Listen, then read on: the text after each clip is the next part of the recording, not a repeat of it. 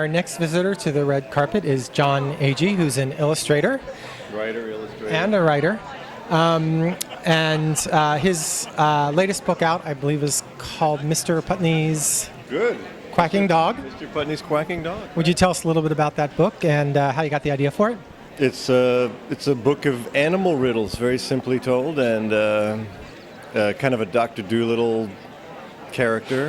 And you see a funny-looking animal, and then you have to kind of guess what it is, and then you turn the page, and voila. What was your path to this business? How did you get in it? Did you always have an interest in it? I came to writing books because I love imagery, painting, and I love to tell stories, and the two combined.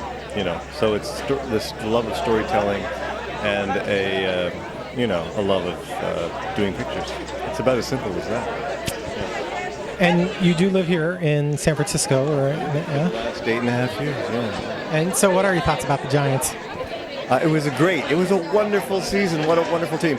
In fact, they reminded me of the 1969 New York Mets when I was just a kid, and they were this hodgepodge of nobodies who had really good pitching, just like the Giants, and they also had a center fielder named Tommy Agee. So, any relation? Maybe way back before the Civil War, but he was black and I was white. But all the kids called me Tommy. It was cool, I was like, I identified with him. But no, as far as I know, no, we're not related. Did you get to go down to the celebration that they had downtown? I did. I made a poster. I had this huge poster for the Giants parade. It was and I put it together the morning of the parade. It was and it was based on the Fear the Beard thing, And so I drew a picture of Santa Claus with his sack full, and in his sack he had the trophy, and he had the black beard, which I thought was funny, and he has the number, fingers up in the air, we're number one. But then I was rushing out the door, and I really should have written, have a merry, merry off season or something.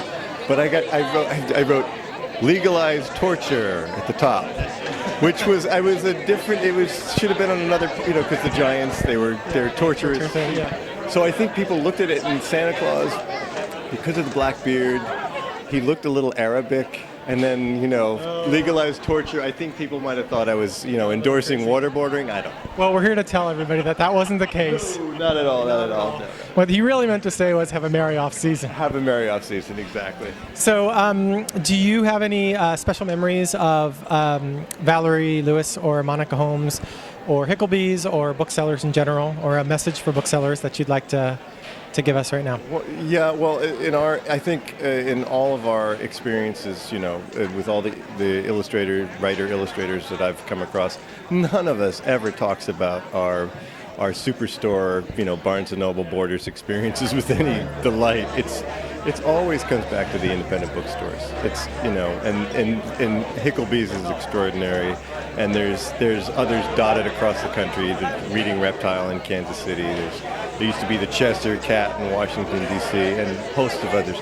Yeah, but if it wasn't for them, the experience would just be, it would just be missing something huge. And it's a tribute to Valerie that they've hung in there for these last 20 years when the superstores have driven so many independent bookstores out of business. So let's hope they hang in there longer, because now we hear the big stores are having trouble. They're having troubles.